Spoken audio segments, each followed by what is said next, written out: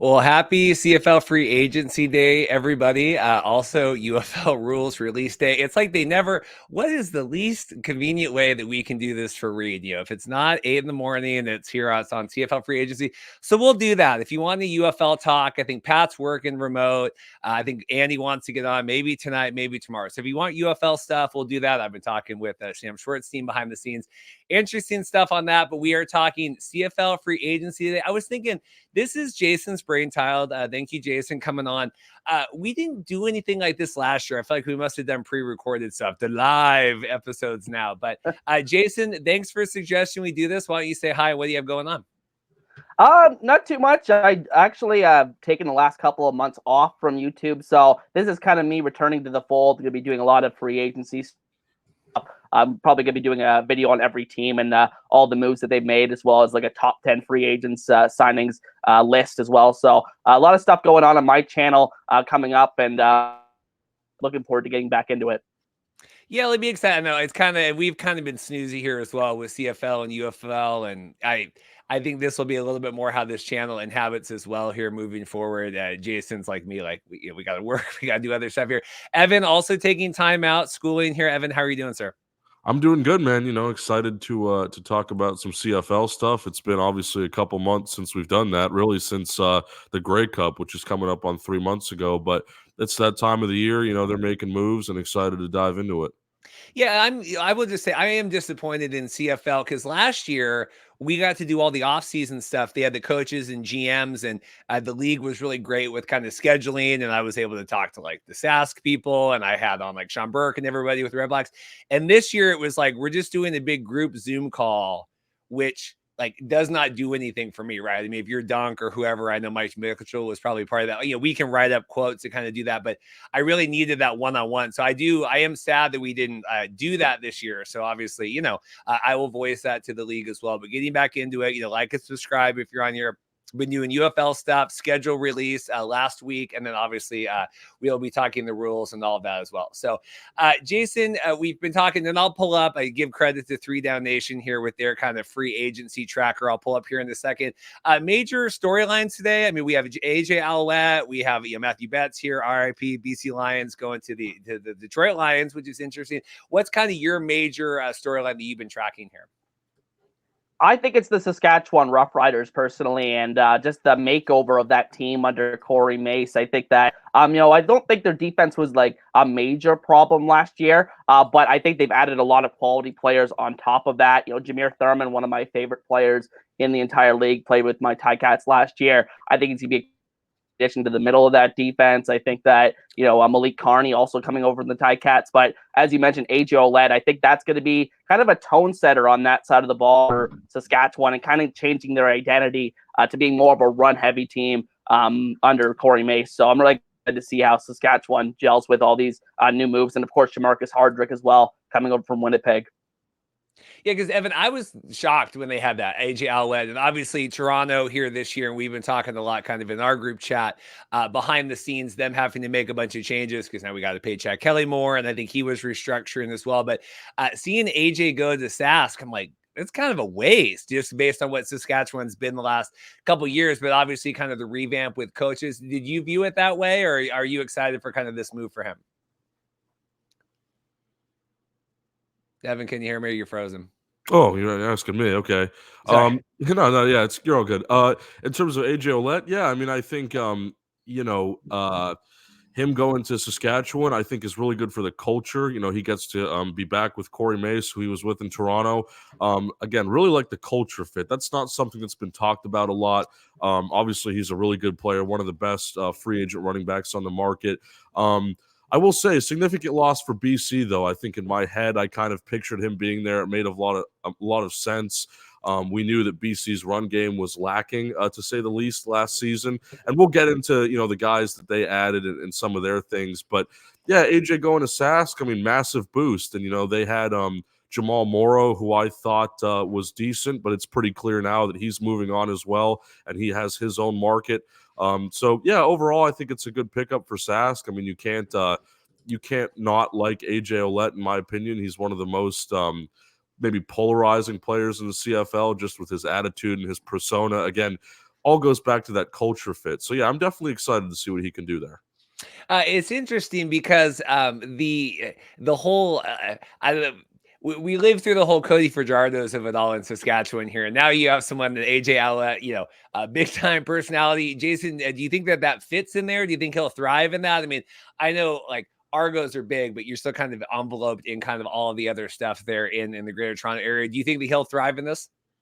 I think so. I think that it gives them a player to market around, especially, I think he has one of the biggest marketing opportunities of any player in the CFL. I think, just the Thor look to him, the celebrations, all that. So, like I said, I think he's going to bring a lot of energy to Saskatchewan. I think with the new coach coming over and Corey Mace being familiar with him, that helps as well. So I'm really excited to see how it works out in Saskatchewan. And I think that, I think a lot of it will come down to Trevor Harris's health. I think that if Trevor Harris is healthy with this team, I think they could be make some noise in the West next year. Yeah, Evan, what do you make of that? Man, I know we talked, I think Corey Mace's hire, I think came right at the end of kind of our offseason talk here at the end of kind of the last season, but kind of rebuilding that culture here. I know Delagala's right kind of on the move, and BC's have been looking at him like, Trevor Harris, does he come back? Is that enough there? I'm kind of curious what Saskatchewan does for the quarterback.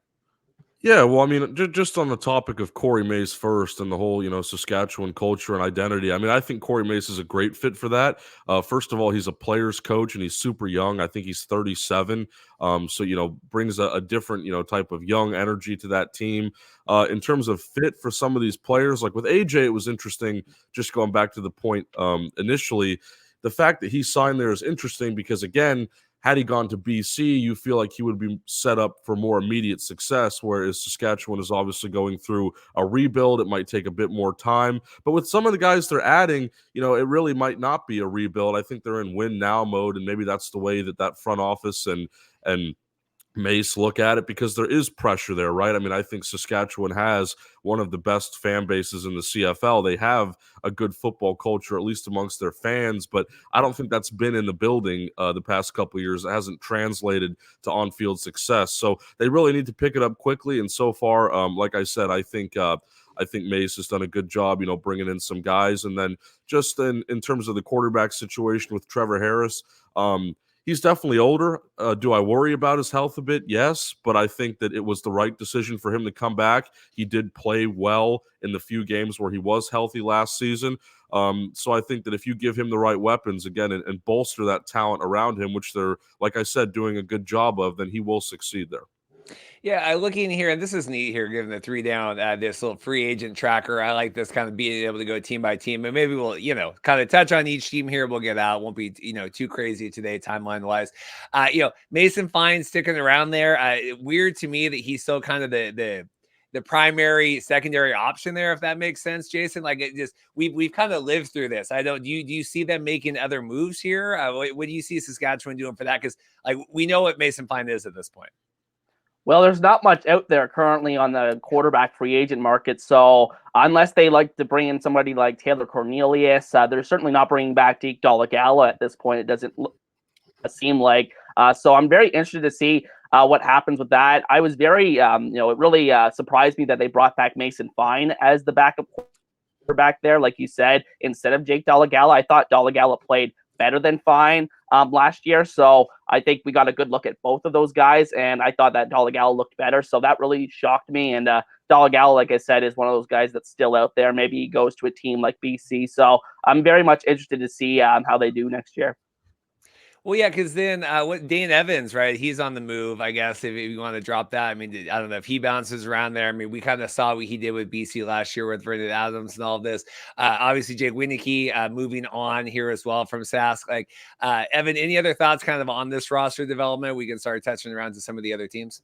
Yeah, well, Dane Evans retired, so he's done. Right. He's coaching high school football now. But anyway, with Sask, I agree with Jason. I think Mason Fine. It's nothing against him. I understand that the appeal of having a quarterback that's been in the building now for a couple years, maybe that's worth developing. But in my opinion, Jake Dolegala showed more upside, so I thought that he would be the guy that they kept. I understand that his numbers weren't great last season, but he was kind of forced into a bit of an unprecedented situation. He didn't have the pedigree yet. I think he started a bit too early. So I'm a bit surprised that they didn't bring him back. They're going to let him walk go to another team. He'll probably be the primary backup for somebody, I'd imagine. BC seems like a good landing spot. I would definitely take him over Taylor Cornelius, and no shade to Taylor, but I just, again, looking at the quarterback market right now, I think Dolegala would be a better fit. But I definitely agree. You know, if Trevor Harris goes down again, because as we've pointed out, he's old, you know, hopefully they can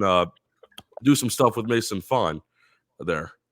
I agree with that. As obviously I have my BC Lions hat on, and I think Dolegala follows me on Twitter, which also just kind of helps bolster my opinion of you as a player. But Jason, I agree. Like I don't want Corn Dog. I love Corn Dog. We've tracked him through, and we can move up to BC if we want. But I would take Dolegala there as a backup. I think we saw a little bit of what he could do, and obviously didn't kind of get the full treatment there in Saskatchewan. What do you think BC is going to do? And let me move up to their roster here. We can chat through that.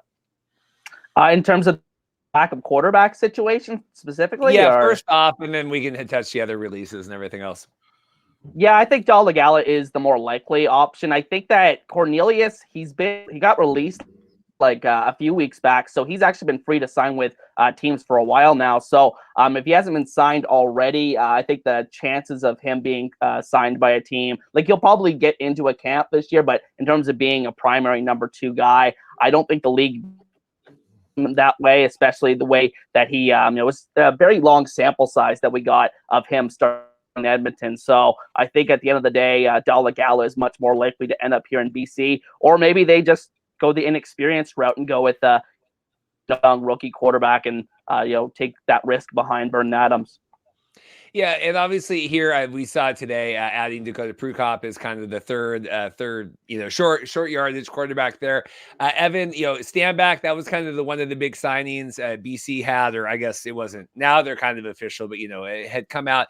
Talk about that. I know you're high on stand back. Obviously losing Dominic Rhymes here, kind of a little bit of moving pieces here for the offense. What do you make of what BC's doing?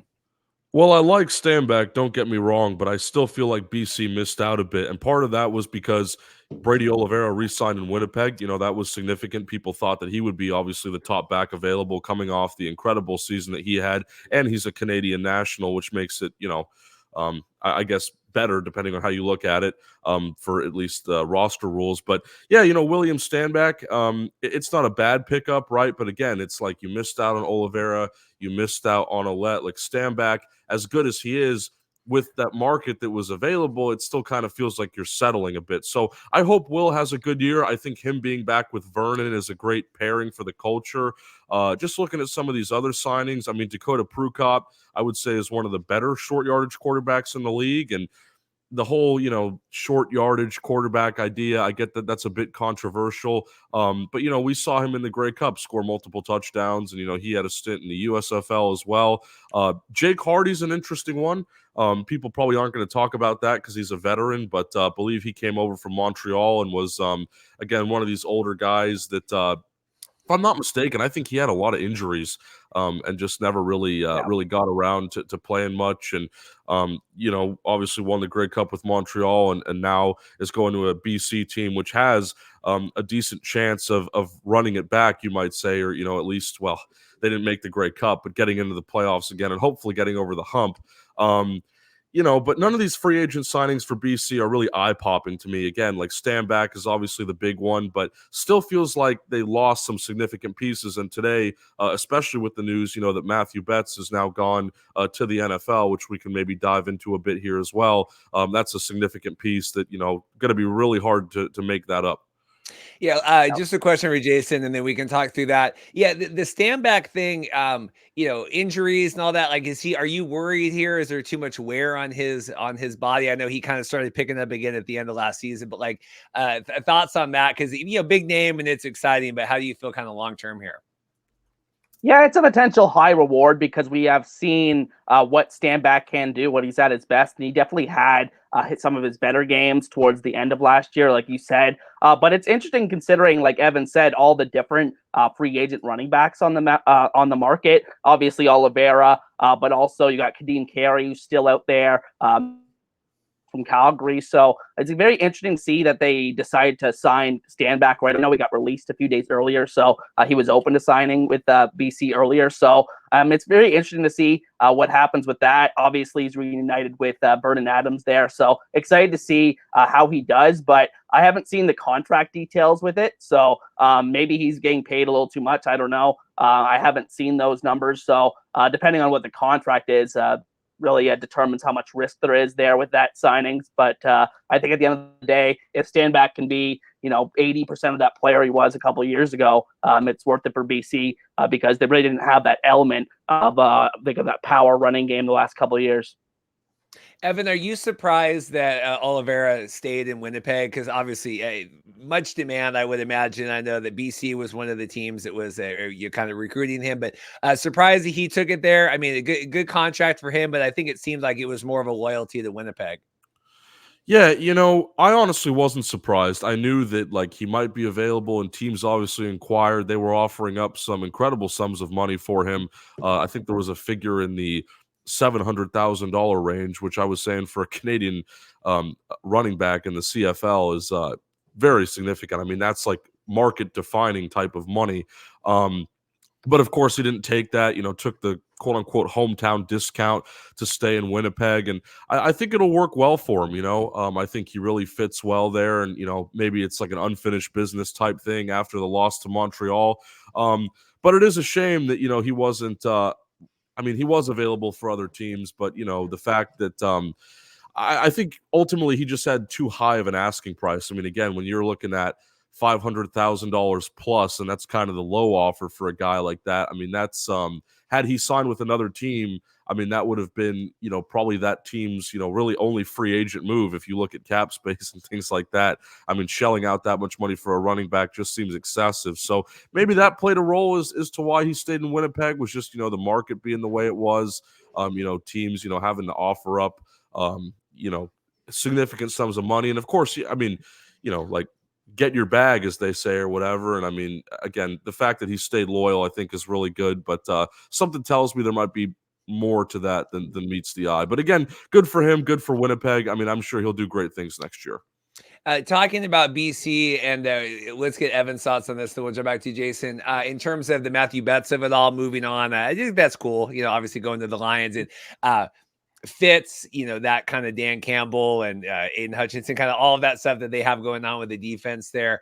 Evan, what do you make of him jumping ship? And then we can go back to Jason. Now, this one was surprising to me, and part of it is just because Betts is a bit older. I believe he's 29. There was no doubt to me that he was an NFL caliber player. I mean, you saw what he did in BC last year. You look at the tape. I mean, it's one of these guys, that was developed through the CFL where you're like, yeah, he could have a chance in the NFL. And sure enough, he has got that now. And I'm also surprised at the timing. I thought this might happen, a bit earlier on, but they waited until the official CFL free agent window, which means he was probably weighing his options. And, ultimately, look, good for him, right? Getting an NFL opportunity, whether or not he actually makes it, onto the practice squad or active roster through training camp. We'll have to see. I'd like to think that the odds are against him, as they are for most guys coming down from the CFL. So it's nothing personal. But, the thing is, if he, doesn't make it and gets cut at the end of August or whenever the NFL, trims their rosters, we saw, I think of like a Sean Lemon, and I know Matthew Betts isn't as old as a Sean Lemon, but Sean Lemon was a late season ad for Montreal, signed around the same time, late August, early September, and then goes on to have a dominant season, and you're still fresh in the playoffs at that point because, you haven't been playing a full CFL season prior. I could see a situation like that where Matthew Betts goes and signs with a contender in the CFL if he does not make an NFL roster and, again, continues right where he left off from 2023. Yeah, I'm excited for him. Obviously, he was on the show late in the season, talking kind of towards the playoff push, and a really great guy and kind of no nonsense. And again, there's a million factors that go into kind of making the NFL roster, but certainly personality wise, entering in there, I think that he's a super hard worker. Jason, is there, we talked this transition, and Evan, in terms of, going from the CFL to the NFL, being on the defensive side, is that it more or less? I mean, do you see him making the spot there? And then obviously any other thoughts on him jumping back if it doesn't work out?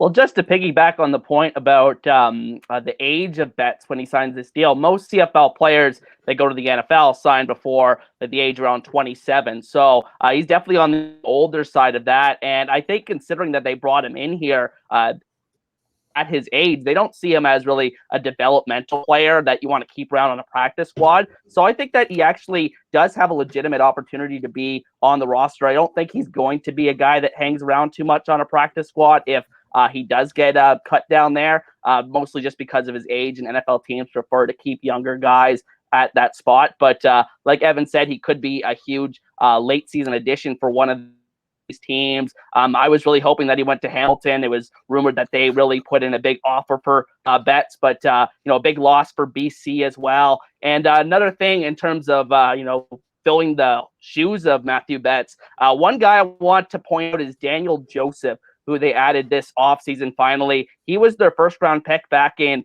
I believe it was 2021 or 2020, and he finally decided to come up here and sign with the BC Lions, a national guy. So maybe he's a guy that potentially could start pretty early on in his CFL career now that he's up here. So it's going to be very interesting to see what they do ratio-wise with Betts going to the NFL. But yeah, huge loss for BC, but it just made more sense for Betts to go to the NFL. It almost always makes more sense for the players to take the opportunity down there.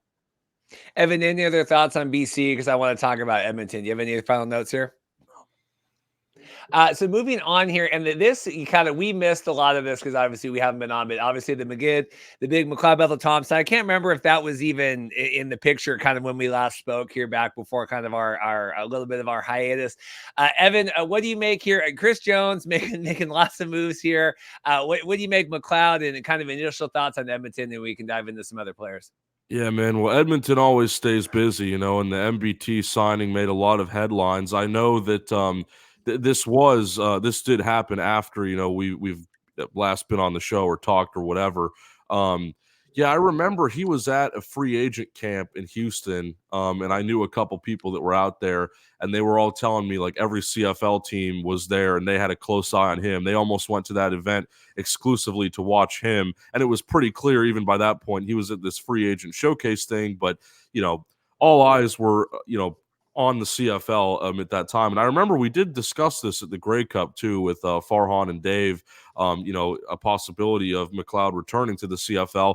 Now it's happened, and it happened perhaps on the least predictable team, which made it even more interesting. Now, McLeod, that signing was certainly a bit controversial, but I think what you have to understand is the way the fans look at this situation is a lot different from, say, Chris Jones or other personnel people, the decision makers, not just in Edmonton, but perhaps in the league look at that. Obviously Trey really turned around Edmonton's season last year when he got the opportunity to start after Cornelius was benched, really turned things around in the second half of the season. I mean, it was night and day really compared to what they had before. But I think the reality, the way that they've looked at it maybe is that, Trey is still developing. He only had so many games. And while, yes, he did play well, they were able to start winning again. McLeod just provides that veteran option. He can teach Trey Ford, some of these tendencies and things like that because he's had so much success in the CFL. So I'm not against it. At first I was a bit taken aback. I was confused. I mean, again, with the money that they're paying him, it's clear that he's going to start. It's not going to be some competition or anything like that. He is their guy now. And again, a lot of the people, we've sung Trey Ford's praises, and I'm not, it's a shame that, Trey isn't going to be the primary guy this year, but you got to keep in mind, like, MBT's aging, there's always that chance for an injury, and Trey could, just end up stepping right back into the role that he was in for the second half of last season. So there's a lot of things you have to weigh there. Ultimately, now that I've had time to think about it, I'm not against it. But hopefully, we do see Trey at some point this season, and it's pretty clear that they're obviously going to try and bring him in on some package plays so that he still sees playing time and it doesn't, hinder his development. I just pulled up here, yeah, because I was like, "What is the contract?" So up to 500,000 with incentive. So yeah, clearly, this is our primary guy. I'll let Jason talk here, but I will say, and this is a pro McLeod Bethel Thompson podcast. We have pro McLeod Bethel Thompson everything, but I'm just like, I'm very against this, and I think that obviously there is some sort of personnel issue between Trey Ford and Chris Jones. I think is very clear at this point, and him kind of begrudgingly putting in Trey last year and turning things around. To me, and especially with all the changes there, and I understand that like the football on the field is different than like we got to market to the fans, but thinking here and kind of all the goodwill going into the end of the season and kind of returning everything now, like we're going to bring in the veteran, and I get McLeod to me feels better than like maybe a Bo Levi. I think that McLeod's got a little bit more goodwill. Maybe that's just because I've talked with him on the podcast, but to me, kind of Bo is kind of the superstar echelon. Like, hey, we're bringing him in. I don't know. McLeod, it feels a little bit more down to earth, but to me, it's still, McLeod's old, obviously kind of this last go around here, but I would hate to see you burn all the goodwill that you had and the development that you had with Trey and the goodwill that you had with the fans with all this. Jason, am I kind of out of left field, or what do you think?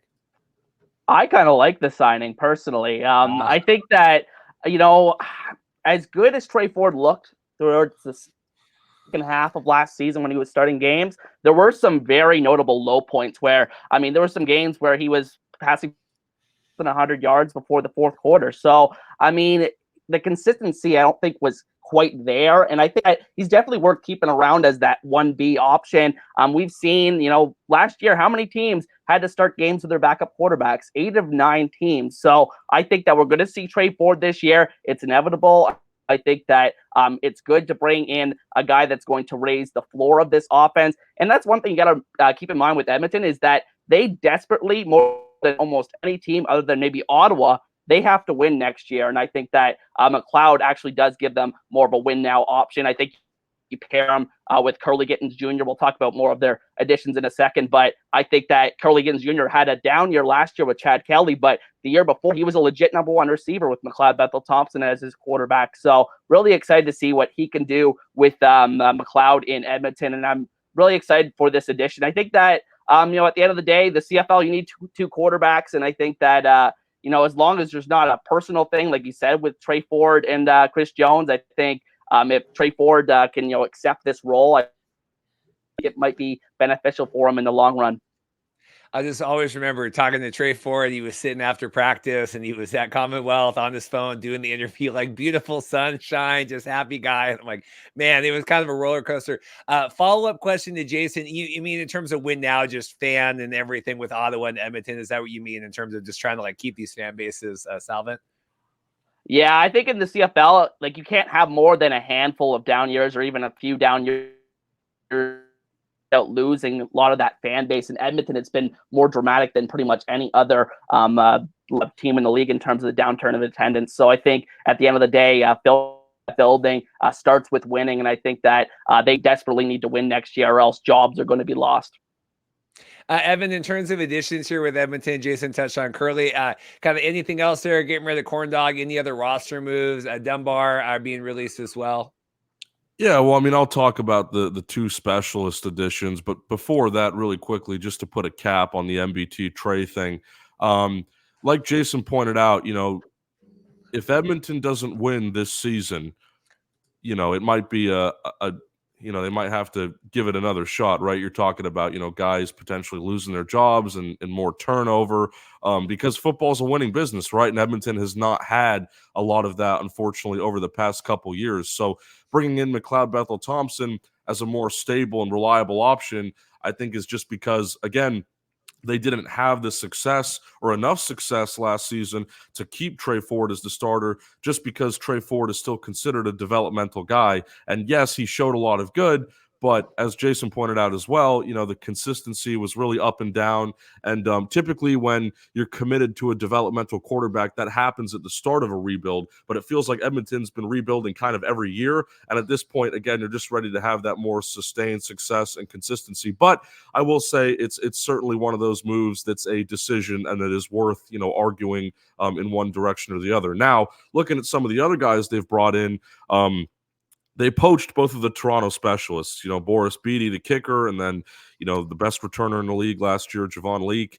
I feel like those are both pretty critical additions. They're going to get overlooked. A lot of people say, oh, well, Edmonton's one of these, teams that was at the bottom of the league in 2023, and all they're adding is specialists.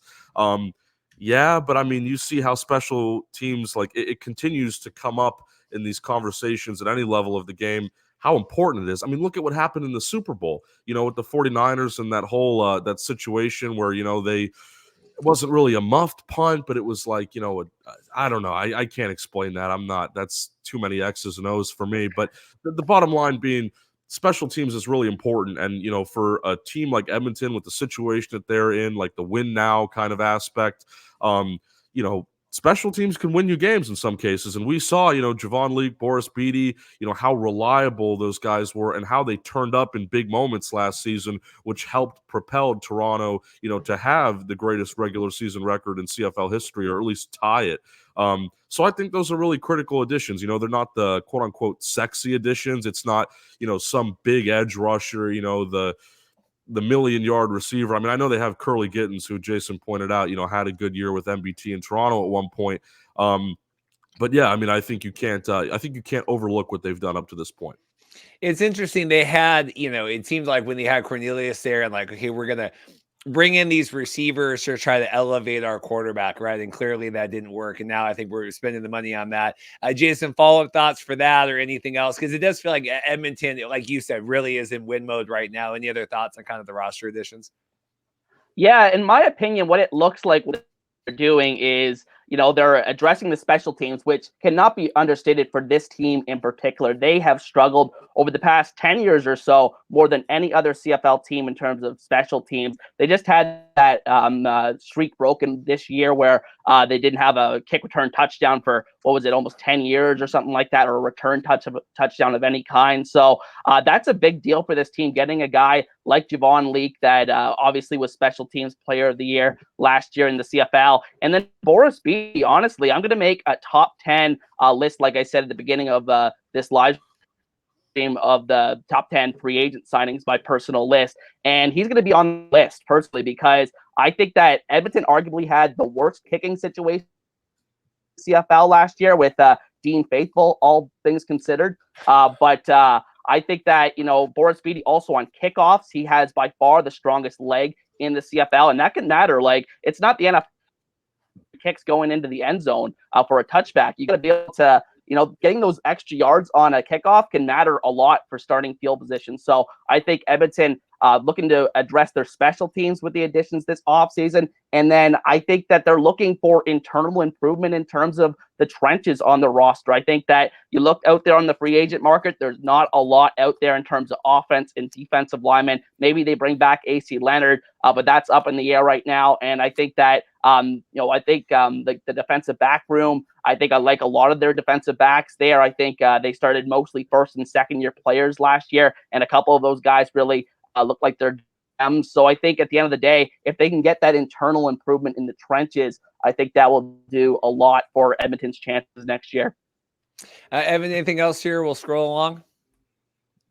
All right, talking here at Calgary, big, what was it? We're added in, we brought in Schultz. I was trying to remember, like, look at this. Bringing in Schultz, putting it, Mayer is going to have some competition here. Tommy Stevens obviously figuring out. Evan, we'll go to you first. What do you make of Calgary kind of getting competition, trying to figure out this quarterback situation? Yeah, well, Calgary had a lot of questions going into the free agent period. They had, look at how many guys they had to re-sign, so they had a lot of stuff going on, look, they were able to re-sign a lot of the critical players, but I'm really going to focus on the additions, right? I mean, that's what this show is about, really the new faces. Obviously, the re-signings are important, but the two guys that I want to talk about that they added are Matt Schultz and Demario Houston. So I'll start with Matt Schultz. I felt like Calgary was a really good landing spot for him. I felt like there were some rumblings at one point about maybe Drew Brown going to Calgary and challenging Jake Mayer for his spot. Obviously, Drew Brown ended up in Ottawa. We'll talk about that later. But you look at, a guy like Matt Schultz, and, I feel like he brings that, nice veteran presence. He can challenge Jake Maier for the job, but it's still Maier's to lose, in my opinion. But again, just gives you something extra to work with. And we saw, like, Matt Schultz, is still a viable option. He was able to perform in Hamilton last year. Wasn't anything crazy, but again, a reliable starter, and just that in itself is hard enough to find. So the next guy I'm going to talk about, like I said, Demario Houston was the CFL interceptions leader with Winnipeg last year. Really like that addition. I don't remember, I don't remember if Calgary had any significant defensive backs last year, and I might just be blanking. Yeah. But typically, if I don't, typically if I don't remember something, it means that it really wasn't in place. So when you go out there and you sign, the CFL interception leader, that's significant. And outside of the picks, I mean, I really like Demario Houston's game in general. Felt like, him, and I mean, Winnipeg has a ton of really good DBs. Feel like bringing him in is a significant add, especially, again, for the room that they had. I mean, that's really, I think, night and day compared, when you're looking at 2023 to 2024. Jason, thoughts on that? Thoughts on Evans, and then I'll have a follow-up question for you. Yeah, I think that I was going to say about the Demario Houston edition.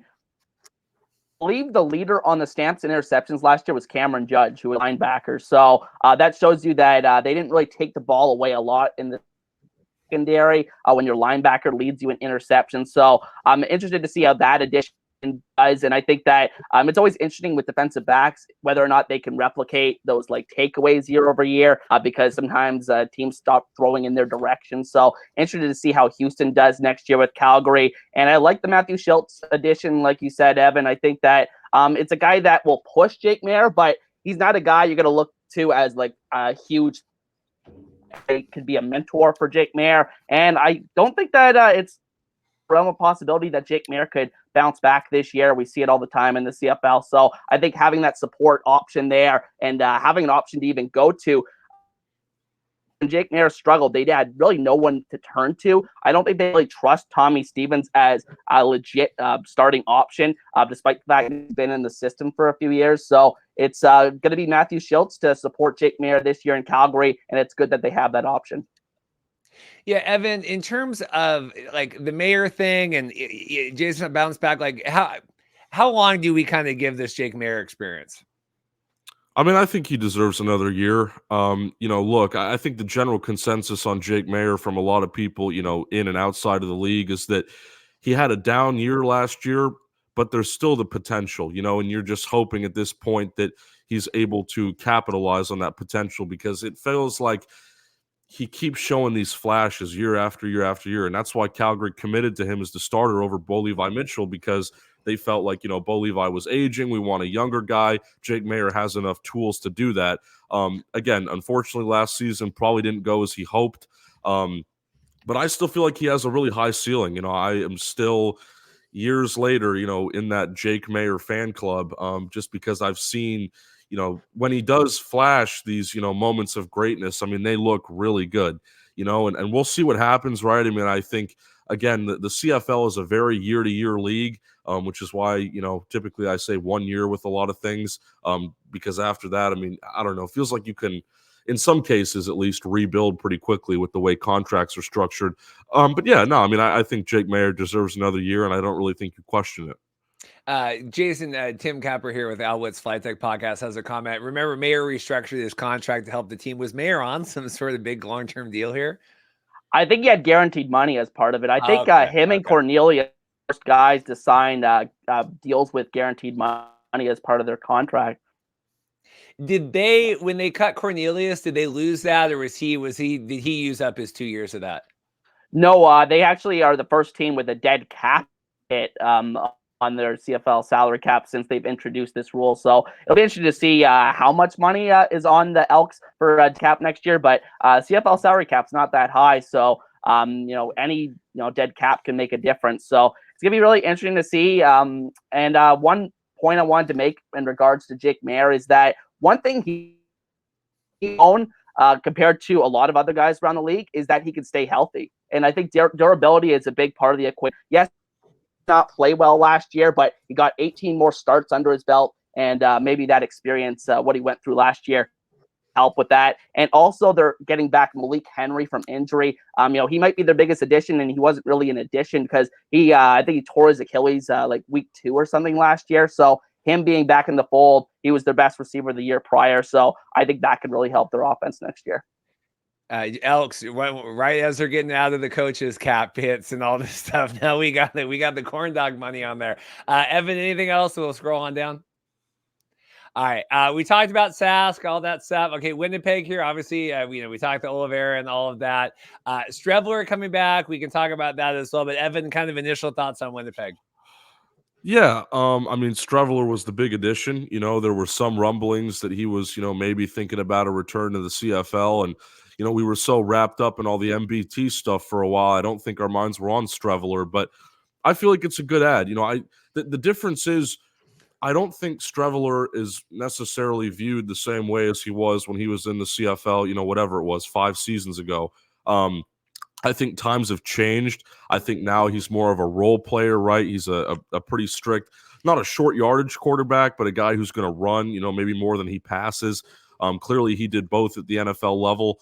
But yeah, I mean, I think Strevler coming back, just like I was talking about at the top of the show with AJ Ouellette in Saskatchewan, culture. Right. I mean, you saw what Chris Strevler did when they won the Grey Cup, and he was out there in that, fur coat, raising the thing. And man, it's like, you just love to see that. I mean, it brings that sort of passionate element. And again, Winnipeg is one of those teams that has a really great fan base too. So to see Chris come back, after all these years, do his time in the NFL, get that opportunity, appear in a couple games. It's very wholesome, So I'm interested to see his role specifically this year, like how much they actually use him. I have a feeling it's going to be less now that he's older compared to what it used to be. But he's clearly succeeded in the CFL before, so this isn't something that you really have to question much. I'm having to look on here because I'm like, okay, what's going on with you, Brad? Because I'm like, I kind of lived outside of the CFL. We'll talk Ottawa here in a minute. Yeah, like Jason, are you nostalgic about the Strevler of it all? Like, I know they have the cool social media posts with the fur coat and all of that stuff. Like, is this a big bump? I mean, I'm happy to see him back in the CFL, but I don't think it was the most necessity signing in the world. I think that at the end of the day, I think he's going to be able to help the team in some ways, but how much of a difference does it really make with Oliveira back there, all the other guys they already have on offense? Clearly, offense was the priority for Winnipeg this offseason. I think that they really wanted to prioritize keeping their playmakers around, not just Dalton Schoen and Brady Oliveira, but also Drew Wolotarski. Have been there for a few years now and been very productive players for them. And they've let a couple of guys go on the defensive side. Demerio Houston, who we just talked about with Calgary. Ricky Walker was supposed to sign with Calgary, but actually backed out. I think that's the first guy I've seen back out of a deal that was reported on last week. But he looks to maybe be on the outs there. Jackson Jeffcoat looks like he is going to retire. He did announce his retirement the other day. So I think they prioritized being good on offense, retaining the core of their offense rather than the defensive side of the ball. And I generally agree with that as a philosophy in building a football team. Yes, they lost Jamar Hardrick on the offensive line. They'll have to find a replacement for him. I believe they had a guy, Drew Richmond, who was a veteran offensive lineman, had been in the system for like 3 years, American guy that was potentially going to be their solution at that right tackle spot with Hardrick gone. But at the end of the day, he actually decided to retire as well. So it's going to be very interesting to see how they solve those spots. But at the end of the day, I think that's what they were prioritizing. Yeah, obviously, with Oliveira with all, and Strevler can come in and just kind of be that package guy. Evan, any other thoughts? Anything on Jason? Any other additions here? Yeah, well, I think, one of the things that was discussed when we were at Grey Cup in regards to Winnipeg was, the age of that team. And, some guys were probably going to retire. I know Jason touched on Jamarcus Hardrick. He didn't retire, but he's still not there anymore. He went to Saskatchewan off, to a different team. I think the most significant loss is Jackson Jeffcoat. And that was really surprising to me that, clearly he had a market based on what I was reading, but I think he decided it was just, I'm either going to be here or I'm just going to be done. And I say it's surprising because, yes, Jeffcoat's 33 years old or going on 34. He's a veteran, but he played really well. and he's continued. There were some people that thought that Willie, and I'm in belief of this too.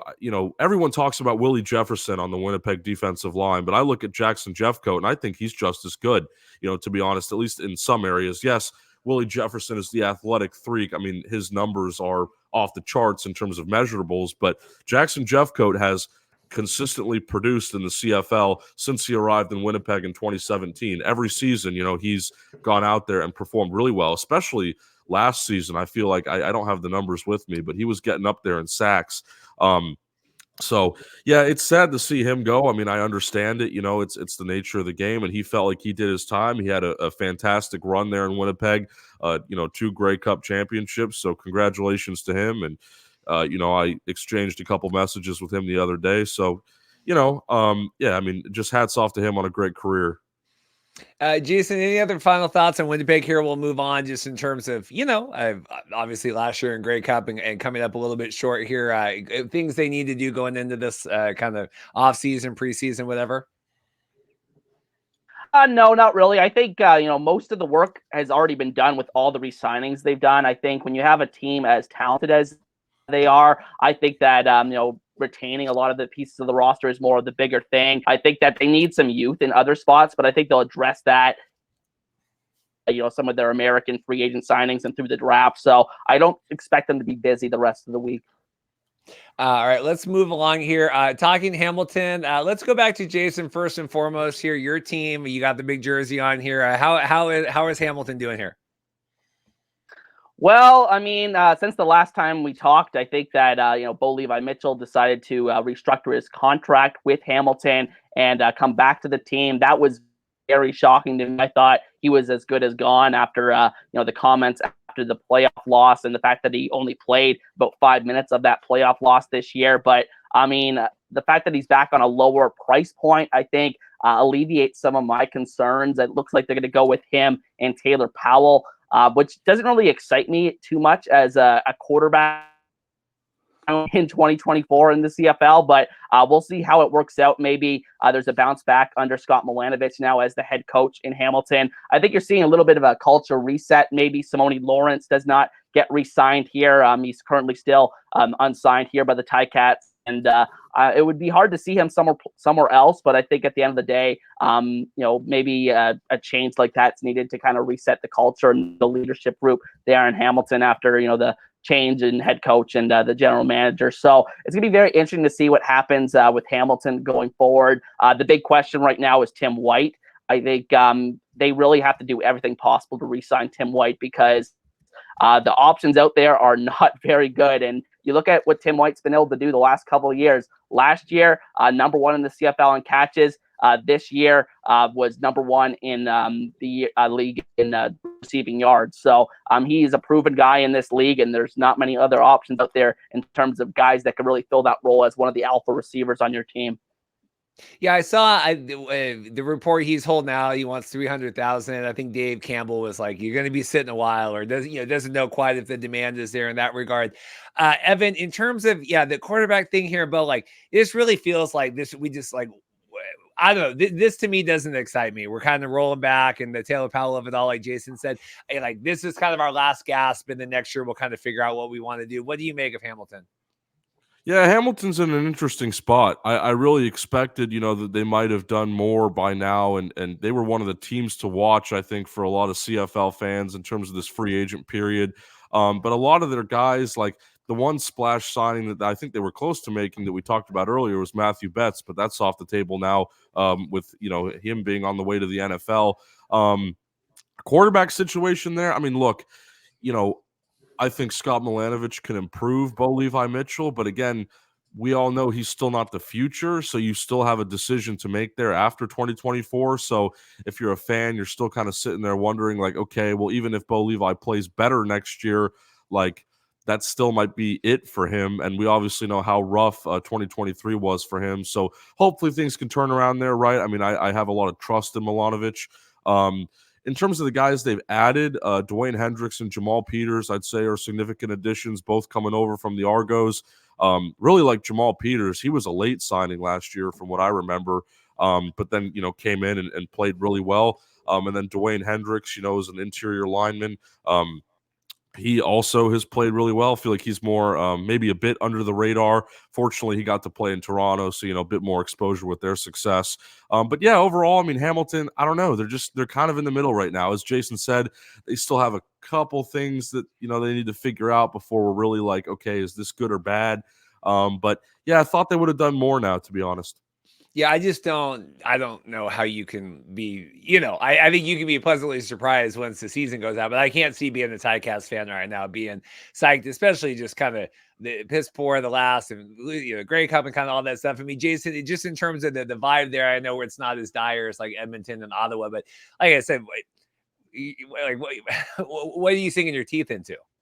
Yeah, exactly. I think that with the new coaching staff, it may take a while for this team to kind of rebuild the roster in certain areas, and obviously the CFL, everybody's in win now mode. Everybody wants to win this year, but I think in terms of Hamilton, they may be a little bit more realistic in terms of not expecting really to be that top team in the East division. So I think it's going to be very interesting to see how it plays out this year. I think that, like I said, there's some change in certain areas like the linebacking core. Jordan Williams, very interesting trade that they made a few weeks back. Actually, very convoluted trade. I think there were like 8 draft picks involved with Toronto just flipping back and forth. So, it's very interesting to see that move that they made. He's an interesting player because a few years ago, he actually was CFL Rookie of the Year with BC, but then he kind of got overtaken by some other players that emerged as linebackers there in BC and then was traded to Toronto last year where he played a pretty big role. So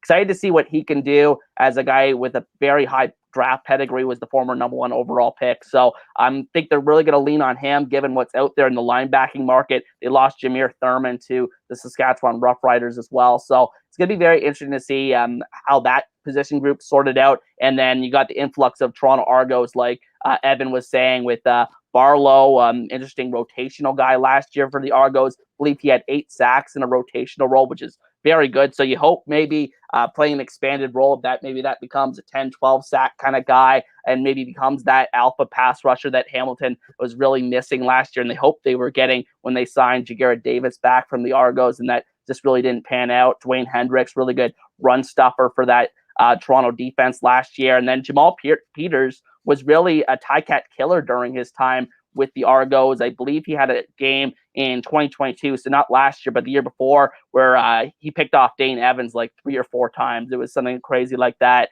And, I think having him on this side of the rivalry could make a difference to that defense. Yeah, okay. Jason Silver. Jason's. You never know. Who would have saw Montreal, right? Yeah, I think. No, let's get to the Argos here. I was like, are they next here? So let's talk Argos here. We have been, and obviously Mike Mitchell, and covering the for CFL for the Sports Illustrated, and I don't know if I've said it on the CFL podcast. We're going to be hosted on that as well. Our CFL coverage. I'll be posting this on after, so that's awesome for Evan and Jason, and just better exposure for everybody. So I'm kind of excited for that. So thanks for that. We're on there with Mike and Anthony, and Anthony, I think right now is in where's he at? Costa Rica, writing CFL. This is what we do, right? I mean, like Anthony's on the beach and we're doing this, but we've been talking a lot with Mike about the Torontos kind of being raided here and falling apart. Evan, what do you make of this? Because there's been a ton of shuffling here with the Argos and kind of figuring out the Chad Kelly's salary and kind of everything else that we have going on. Yeah, Argos have lost a lot, and it started before even the official free agent period because Darius Pickett, whose situation was up in the air, was released early to go sign with Ottawa. Yeah, I mean, look, their additions, which I'll talk about in a minute, are good, some of them, but I mean, you knew that with how good that team was last year, that teams were definitely going to want to poach some of that talent, and they haven't been afraid to do so. Now, the way Toronto has approached this, I think they're under the belief that they can develop the younger talent that's already in their building. They say, well, we don't need to, poach these other rosters in return. We can just develop what we already have, the guys that you haven't seen yet. And there are some younger guys there that we didn't talk about as much last season, that maybe we'll be talking about more this season with the losses. But with that being said, let's get into these additions. Jake Serezna, I think, was part of the Curly Gittins trade. I'd say that's underrated, especially when you lose Dwayne Hendricks and a couple of the other linemen. I think, Jake Serezna has always been a force with the Elks. Again, maybe you don't hear about him as much because they haven't had the team success that you'd like to see. But I've always been a big Jake Serezna guy. Came out of a D3 school. Really cool story aside from himself as an actual player. Tunde Adeleke, that one was recent. Him coming over from Hamilton. I know a lot of the Toronto people were really excited about that signing. Excuse me. I know that I remember his name. I don't remember him being maybe as dominant last year. I mean, I could be mistaken. I just didn't get a chance to look at him in depth, but still a signing that people seem to really enjoy. And then the last one I'll touch on here is their kicking situation with Larim Hajrulahu. Hopefully I'm not butchering that name, but Hajrulahu, yeah, it's cool. Yeah. So that's a really interesting one. You lose Boris Beatty, you're like, okay, what do we do? Larim, proven CFL veteran, had time in the NFL, has been in a lot of different places. So definitely feel like that's an interesting replacement. Again, bit outside of the box. They could have gone a couple different ways there, but not against that addition on special teams at all. I like Serezna. He's been on the show. He was on the show, I think, 2 years ago. I think he had some issues last year. He was involved in one of the injuries, right? I think he hurt. Yeah. So, looking to be a bounce back there. I know the Michael Ball, RIP, with the Saskatchewan Roughriders voice stuff, I think was very critical on all of that. But I guess that ballsy not being part of the Roughriders anymore. I'm not laughing. Anyway, but yeah, Jason, Argo's got a lot of work to do here. Certainly not going to go the record they had last year, one of the winningest, right, in CFL history. What do you make of this? Yeah, absolutely. I think it's just that there was no way, given what they were able to accomplish in the regular season last year, that they were going to be able to bring back a better team on paper than they did last year, or even the same team. There were just so many guys that were going to hit the free agent market that were going to command big salaries by CFL standards elsewhere, and I think that they did a pretty good job. I think they did a really good job in terms of retaining a lot of the key parts and positions on the team. They got the entire offensive line coming back. I believe they're all under contract for most of them are under contract for 2 years now. And then you obviously have Chad Kelly, who had the extension earlier in the season that he signed. So I think having the offensive line and quarterback set, I think that's a huge component. I think they still brought back DeVaris Daniels, DeMonte Coxey's back. So I think the offense is going to be very good still. The question at running back with AJ Ouellette, who was obviously such a force for him, but I think that maybe they were wise to not spend a lot of the portion of their salary cap on retaining a running back in that case. And then I think the Serezna trade, I think that adding the star power that he brings kind of offsets a lot of the losses that they had in terms of those two defensive linemen that are going to Hamilton in Brandon Barlow and Dwayne Hendricks. So I think that at the end of the day, there's still some questions with the Argos. Like you said, they have some work to do in terms of replacing a lot of the players that they lost. But I think considering the fact that they were going to get poached either way, going 16-2 last year, I think they've done a pretty good job. And I think that they're getting a little too much hate right now in the general discourse. Hey. But Evan, here, obviously losing AJ, Andrew Harris retiring. What? I mean, what do we do here? what do the Argos do for the running back situation? Develop the young talent, bring in new American free agents. I mean, I know, they've been, they've been making some moves. Bringing in these first year guys, rookies, whatever you want to call them, like Jeff Padette just went up there. I was really pleased about that. Kind of helped him along to get in that position. So they're again, a lot to prove next year. Let's put it that way. But, again, I think they're very confident, and more so than maybe other CFL teams, just because they've had that proven success in the past. And, I feel like with player development, they do a really good job. I mean, hell, look at Quantez Stiggers. That guy's probably going to the NFL now, was just out there at Shrine Bowl, was one of the best stories there, had a really good time. So, you look at things like that, and it's their scouting department really does their due diligence. So, Yeah, it is interesting though. And the last question here for Jason on this, like your thoughts on that, because I know Mike was talking with a lot of the guys involved, Argos football ops people, and like Evan said, we're not, we don't need to pay for any of this. We're like, what do you make of that as a mentality? Because it's a stance, whether you agree or not. Yeah, I mean, you can't retain everybody, and that's a fact. I think that you have to decide what positions on your football team are important to the core of your team once you become a winning football team. And I think that Winnipeg has done a pretty good job at doing that the last couple of years. Winnipeg's actually been able to keep much more of their team together than a lot of teams that have had success over the CFL's history. But I think even then they've had to make some tough choices over the last couple of years. I think a couple of years ago, I know they have Kenny Lawler back, but remember when they lost him to Edmonton. So I think at the end of the day, they had to make some tough choices. And I think that there's still enough here. I think they have to answer some questions in, the defensive backfield. I think they lost a lot of guys in terms of the secondary there. But I think, with Jamal Peters going to Hamilton, that's a pretty big loss for them. But I think they can replace those players, generally speaking. And that's generally, a position that comes at a lower cost than others. So I think, it's very interesting to see what they're going to do the rest of the season and then the rest of the offseason, that is. And I think, in terms of the running back position, a name to keep in mind is Kadeem Carey, who they potentially could get for cheap, considering the year that he came off with Calgary. So it's going to be very interesting to see, what they do to solve those few positions that may look a little weaker on paper with their team. But like Evan said, they have a tremendous record in terms of player development. I just like, well, you can't retain everybody, so we're not going to retain anybody. Don't worry, we're going to show you. I did like the joke that the Toronto losing to Montreal last year and getting just smothered was like going to set back the Toronto's fan base attendance for the next generation of fans. Moving to Ottawa here, we got two more Ottawa and Montreal. We'll be good here. I figure like hour 15 we'll get out. I don't want this to be like I want someone to theoretically be able to watch this kind of over the course of the week. Evan, thoughts for you? The Drew Brown trade where he ended up there, Dom Rhymes getting signed, BC and the receiving core they're getting shaken up here. What do you make of what Ottawa's doing? I love what Ottawa's doing. They've made some swings, and I think they're all the right swings. Well, let's start with Drew Brown, kind of the elephant in the room. Again, couple different places he could have gone. I like the fit in Ottawa. Looks like they're going to have a battle in camp between him and Jeremiah Masoli.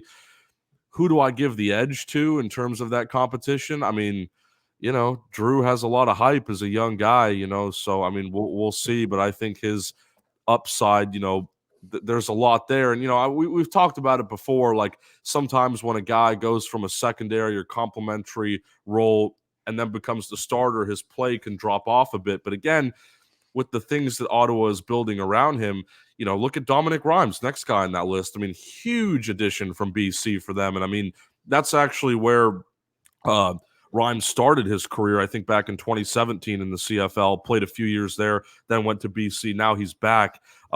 That's going to help Dominic Rhymes out a lot, or Drew Brown, excuse me. And then, up front, you've got Darius Bladek, who came over from Toronto. I think he's a great lineman, guy that doesn't get talked about enough. And then finally, Darius Pickett, who, again, I feel like is super underrated. Another guy who doesn't get talked about enough, who also came over from Toronto. And that deal, keep in mind, was done before the true free agency period because Darius Pickett was released from Toronto early. But yeah, I mean, just those four signings right there, and they're not done. I think they're doing some great things. And again, that's what you want to see from a team that has had some serious, misfortune and, some records that you really want to look away from and move past from, over the past couple years here. So really like what they're doing. Really hope that they can keep it up and maybe get, another piece or two to really wrap out what has been, I'd say, a phenomenal class, even just with, 4 additions right there. Well, no, and we had a lot of talk going into the offseason. And what is Ottawa? We like Sean Burke, and he's been on the show. And I think when they did that whole behind the R thing, I thought it was really good, just like showing the inner workings, kind of like of how this organization kind of looks for talent. Obviously, the Mazzoli misfortunes, all that. Jason, are you as high on Ottawa here going in? Well, one thing you can say, when you look at Ottawa last year, what were the 3 biggest issues if you had to point for the overall season? Probably their quarterback play and, the health of the quarterback position.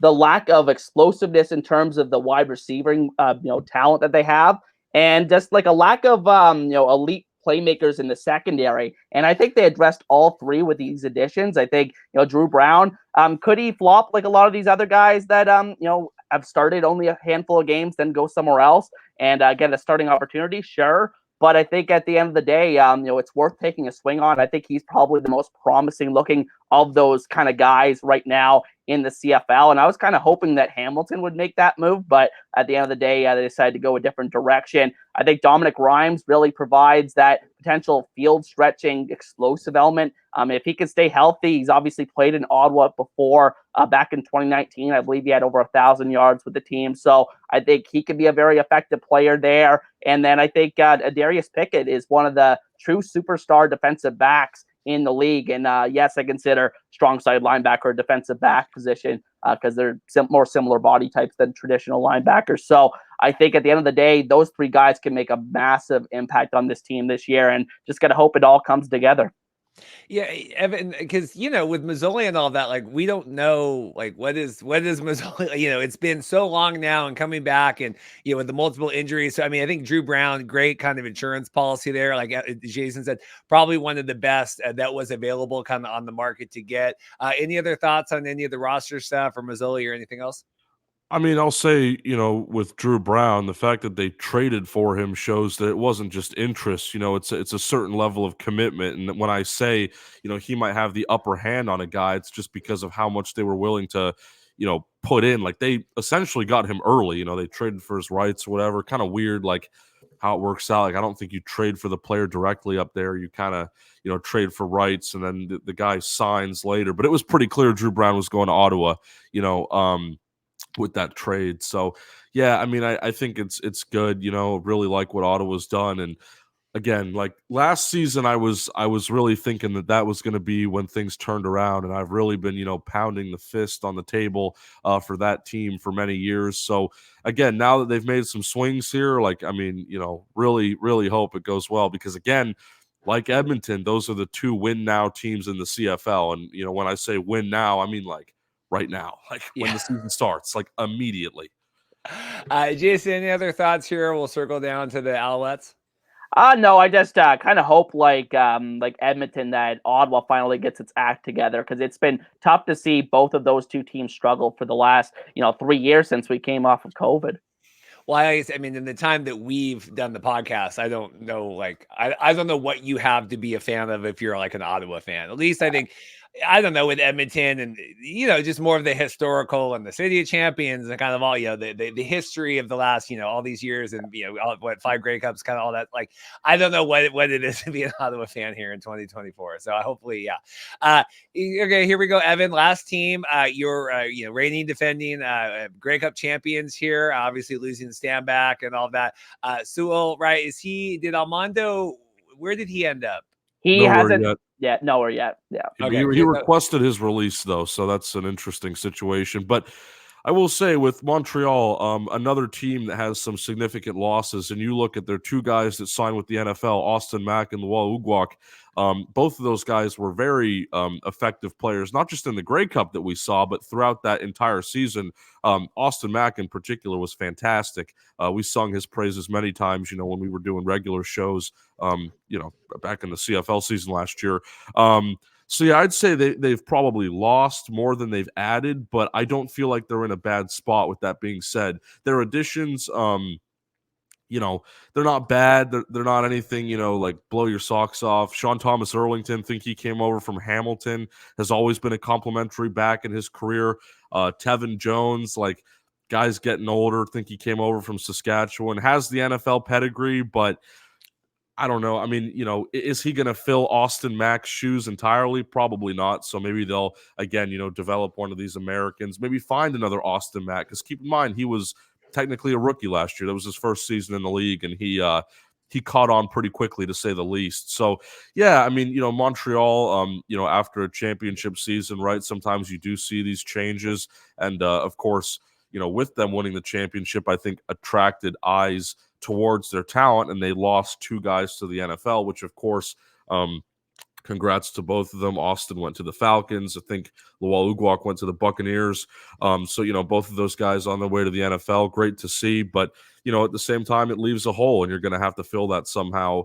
And we've seen it with other teams too. Like, BC and Matthew Betts. I know we didn't mention it earlier when we were talking about Hamilton, but Tyreek McAllister, really happy to see him get an NFL opportunity. I think he's one of those guys, again, he's young enough to where he can actually make an impact, and push for a roster spot, not just a camp body or anything like that. So, ultimately, look, holes to fill, but I think they're still working on it.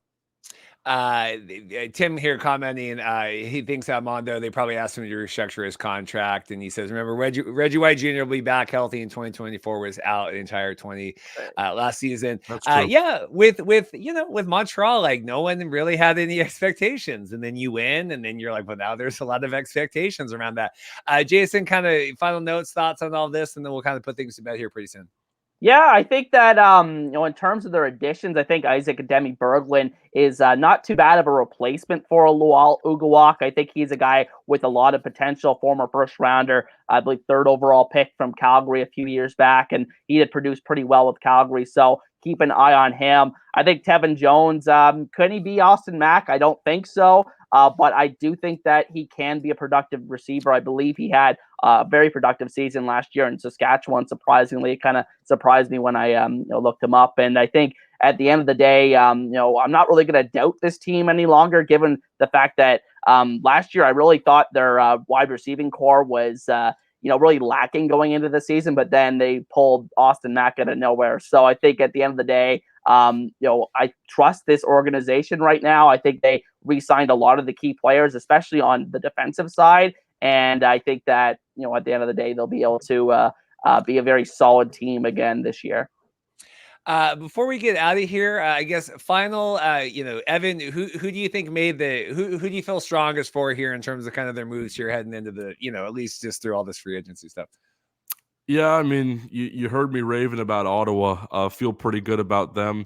I think that's going to be my winner in free agency so far. But of course, there's a bunch of other teams that are making moves. It's always fun to follow this process because I feel like, everyone says winners and losers in free agency, but I feel like it's pretty balanced in the CFL, like, because there's just so much talent available. Like, you're always going to get somebody that can produce and that can come in and have a good year, maybe replace somebody that you lost. The other thing I want to touch on here, not necessarily, it's related to CFL free agency, but it isn't. I would definitely keep an eye, if you haven't already, on the CFL transaction wire, just because, for anybody who is a fan of all leagues, a lot of XFL and USFL guys making their way up to Canada. And look, I don't know how many are going to make final rosters. It's probably not going to be a ton just with the numbers game. Like, these guys are a lot of them are first-year CFL players. Some of them had been in the CFL, prior to XFL experience or whatever, and they're making a return. But a lot of them are heading to the CFL for the first time. So keep an eye on that. There are some names, like I mentioned Jeff Badette earlier. Like, that's a guy that I think could break through, quote unquote, as we like to say, because that is a bit difficult to do in the CFL when you're young and you're an American. But yeah, I would just keep an eye for that as well, because those obviously aren't going to be listed on, all the guys that we talked about, but they have added, some talent that we didn't discuss during this stream that, still could make an impact in 2024. That's a good point. Jason, who are you highest on? And you can't say the Ticats. I wasn't going to say the Ticats just because of the quarterback situation by itself, but I would say Saskatchewan. But it's always interesting to see the teams that make the biggest splashes, and I think they are without question been the busiest team in terms of adding players from other teams. I think that's the question of whether or not it's going to be one of those teams that gels quickly and has success right away, or is this going to be another Ottawa situation like Ottawa a couple years ago? Remember, they signed a bunch of guys day one of free agency, and the results just didn't change. So very much looking forward to seeing what they do. But on paper, I think they've added the most talent. Yeah, I like what Edmonton's doing, save for the McLeod thing. Not there. I will be curious. I would like Saskatchewan to be better here. I mean, this again, we have a very limited history of kind of covering this league, but I would like to see some switch of Ottawa not always being at the bottom, Edmonton not always being at the bottom, Yeah. Saskatchewan, kind of all that stuff. Last thing for me, and I mentioned it kind of during the stream, but we're going to be now, and obviously we're going to be on YouTube and everything, but the CFL podcast is going to be hosted over on the CFL at Sports Illustrated Fan Nation site. So they'll be putting it, or I'll be putting it up on here, and they'll be sharing it kind of once this comes out. But make sure you follow them. Mike Mitchell's writing for them now, both on the UFL side. They have the UFL page and then the CFL page. Anthony Miller's on there, and then our podcast is going to be on there as well. But good exposure for that, and they do a lot of stuff on Facebook as well, kind of sharing that stuff. Evan, anything else from you before we get out? I don't think so, man. But another good show, and always exciting to talk about this wide variety of players that comes into a league like the CFL. Yeah, exciting. Get back into the CFL stuff. We'll be starting to do more, UFL training camp previews coming up here once we kind of get through all of that stuff. I will be gone next week, going to Cabo on a cruise with Dorothy and my mother. So that should be wonderfully fun. So if the world breaks next week, maybe I'll be port side on the laptop, but otherwise I'll probably be off. But I do think the podcast is going to exist a little bit more in terms of tentpole events right now like this, and we'll get some CFL stuff coming up. So appreciate it. Stay subscribed. Thanks, Tim, for checking in and everything else. And we'll see you guys next time.